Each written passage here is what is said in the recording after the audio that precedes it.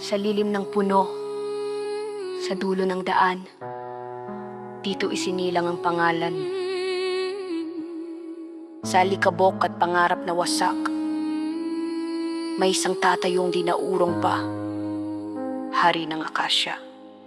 Hari ng akasya, sa gutom hinubog, sa bawat sugat lakas ang sinukob.